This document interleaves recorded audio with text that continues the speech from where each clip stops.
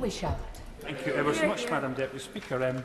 A few people have said today that this has been a very curious debate, and indeed I think it has been. It's been variously sombre, at times angry, reflective, and even at times quasi-religious.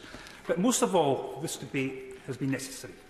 When a sitting Prime Minister has been served with a fine for breaking a law that he himself set, particularly when that same Prime Minister had come to this House and said that no law had been broken, it could not be possibly ignored by this police. And this House could have chosen to do a number of things in response to what has been presented with. It could have done, of course, what the government had hoped. It could have made another apology and hoped everybody would move on. But they know that there's real anger out there, and this was never going to be enough for our constituents. We could, at the other end of the scale, have replaced the Prime Minister and end it with him having taken full responsibility, going off into the embers and ethers, and that would be the end of it. He would go down with this particular incident, and then we could fully move on. But, of course, that's going to be a matter for them, and I've seen no indication that they're prepared to do that just now. But we have instead chosen, and I think inevitably we will this evening, Madam Deputy Speaker, because it now looks like it's going to be passed overwhelmingly, to refer this to the Privileges Committee, and where I personally find that a bit meh. I think it will do as a reasonable start in order to deal with some of the issues around all of this.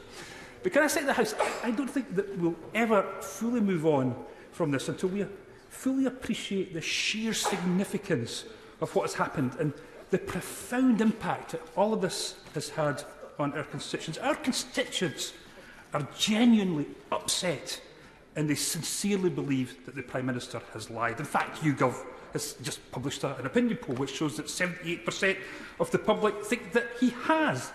And my right honourable friend, the member for Skye, Ross and Lochaber, was absolutely right in his speech to reach for the L word.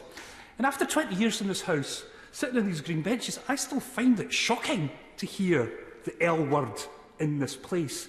But there's no other word that's appropriate for all of this. No other word could be used in context of what the Prime Minister has said and what he's done. In fact, our constituents would be bewildered if we weren't using the word that they now most commonly associate with his behaviour. And we will never move on until this government accepts this. Now, I made my maiden speech the same day as the Prime Minister back in 2001. In fact, I followed them from these benches, and I remember his speech quite clearly. And in his speech, he compared himself to little Simba, putting his mark into the huge footprint left by the Mufasa of Michael Heseltine. And perhaps we'll leave that reference there because we don't want to obviously mention after Pinocchio incident the title of the feature film that features Simba. And so they know what this Prime Minister is like. They've known him for 20 years, as long as I have now. I found him a very curious, dishevelling, odd type of character. But they must have known him better than me. But they went and elected him as their Prime Minister. They knew what they were doing. And this is no ordinary Prime Minister. This is somebody who profoundly believes that the law is for someone else and not for him. There is no other Prime Minister in history who would think for a minute that they could possibly survive having been given a fine for breaking a law that he himself set. But the main question is, did he mislead this House? Now, I think the answer to that, generally, both sides of the House, is yes, he did mislead the House. The question, therefore, is, was it inadvertent, or did he mean to mislead this House? Let's look at the evidence for that. First, he said there was no rule breaking. Get that right first. Then he claimed he wasn't aware of any parties. Then he said he was outraged by the parties he wasn't aware of. Then he said he was aware of events but believed they weren't against the rules.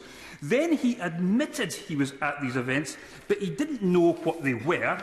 And then he was fined for attending these events that he variously didn't know anything about and he was outraged over, but didn't realise were illegal. Then he apologised a lot, again and again. Only the time for that apology has passed. And I'm not going to be reticent about elections. The police have just put out a statement, Madam Deputy Speaker, to say that there will be no more issuing of fines and no more comment until after the council elections. So this is now definitely in the mix. The elections are a feature of all this because of that police statement. And I'll say to my Conservative colleagues over there, you're going to get hammered in May. Absolutely hammered. The public are outraged. Now, I've got a local authority which is Conservative in Perthshire. And we've got one message on our leaflet which says, as you obeyed the rules, the Tories party kick them out. That will be, I suspect, going on most leaflets in subsequent elections until he is replaced and he is removed. Order. Just a gentle reminder to the honourable gentleman that he does need to stick to what's in the motion. Pete Wishart. Never dare move away from the motion that's in front of this House, Madam Deputy Speaker, and even the suggestion that I would, I find quite shocking. And I'll conclude with my remarks, Madam Deputy Speaker. This is a pivotal moment.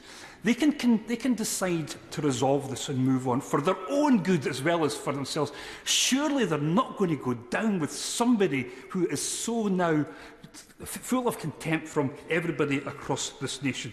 This motion won't be the end of it, but it could be the beginning of the end. But I believe that this will only truly end when this Prime Minister goes. But that's exactly all up to them.